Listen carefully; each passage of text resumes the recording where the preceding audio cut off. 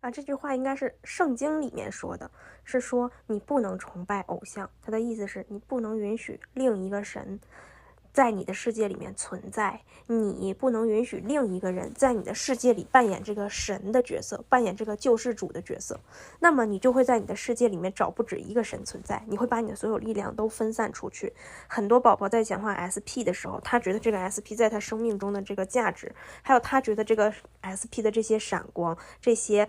外在条件呀、学历呀、家庭背景啊，所有的一切，觉得我再也找不到这么好的一个人了，我觉得我能跟他在一起，他简直就是神。我只有在他身边，我才觉得安全；我只有在他身边，我才觉得被满足，我才觉得踏实。你把你的力量全都依附在这个人身上，只有这个人在你的世界里，你才觉得安稳的时候，你才觉得你有发展，才觉得一切能正常进行的时候，那你就是在把这个人当成你的神了，把他当成你的偶像。在你把这个人当成神、当成偶像的时候，你就把你的权利交了出去，你给了他可以决定你得到或者失去的权利，那你自然就会去讨好他，想方设法的黏着他，为他做这个做那个，不停的付出，因为你只有通过这样的形式，你才能让你世界里面的这个偶像、这个神来觉得你重要。你之所以允许你世界里面的这个神的存在，是因为什么呢？就是因为这个神的存在可以让你体验你自己的渺小，体验自己的没有力量，没有掌控。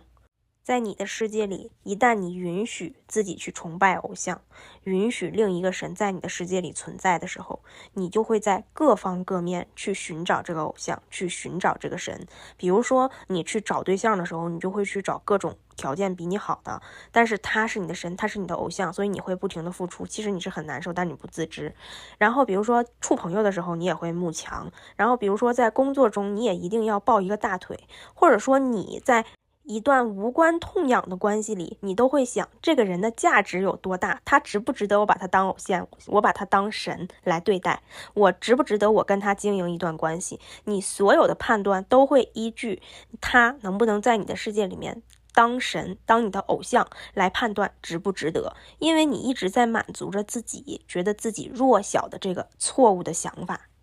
如果你允许自己在生活中去崇拜偶像，那么这些一个一个的偶像会把你的力量一点一点的分散出去，你会在各个方面去体验自己的弱小，去体验自己的无力。不要再让其他人坐在你世界的宝座上了。你的世界里面只有你自己一个人，一个神，一个宇宙。你的力量从来不来自于你之外的任何一个人，只能来自于你背后的你，你背后的神，你背后的整个宇宙，其实就是你自己。你的世界里面只有你自己，其他的人都是你的投射。不要再把你的力量放在这些投射出去的泡沫上了，多么的虚无缥缈。你的世界里面只有自己是实心的，只有你自己把自己推上宝座，把本就属于自己的权利和力量拿回来的时候，你不再渺小，你本来就闪闪发光，本来就值得的时候，那你想要的所有这些人都会留在你身边，他们为什么不呢？这个时候你的能量不是匮乏的，你不再觉得自己缺，不再向外抓取的时候，你就自然会变成一个天然的吸铁石，所有一切美好的东西都会愿意留在你身边，都是你吸引来的。